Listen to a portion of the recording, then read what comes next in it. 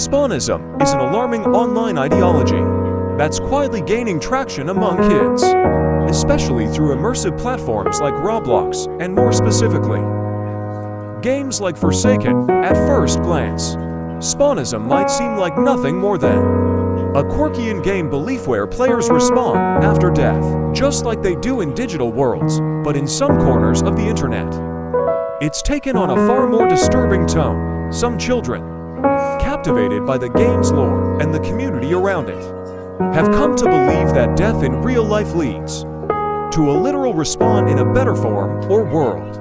It's marketed, or at least interpreted as fiction, but as spiritual truth.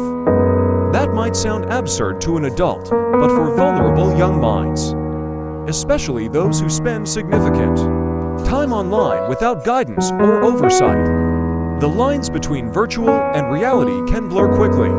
When fantasy worlds provide the structure, meaning, and identity that real life seems to lack, ideologies like Spawnism become emotionally seductive. They offer hope, escape, even a kind of purpose, particularly to kids who may be struggling socially, mentally, or emotionally. Some forums and in-game messaging have even begun to speak of Spawnism as a pathway, hinting at real-world actions leading to so-called ascension laying that's eerily similar to cult recruitment tactics.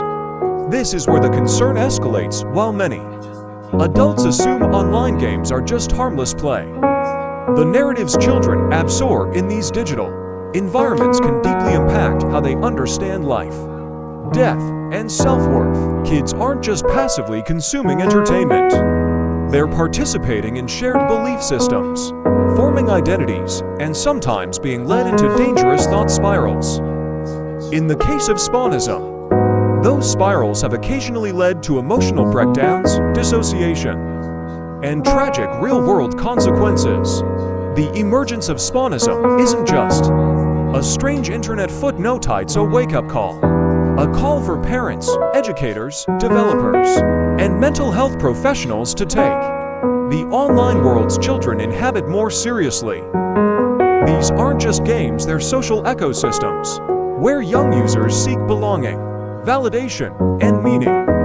Ignoring the ideologies brewing inside them risks leaving kids unprotected and unheard. We need to build bridges between digital fantasy and real-world understanding, teaching kids to explore creatively, but also critically, and above all, we must ensure they feel supported in line, and also they don't find comfort in ideas that could harm them.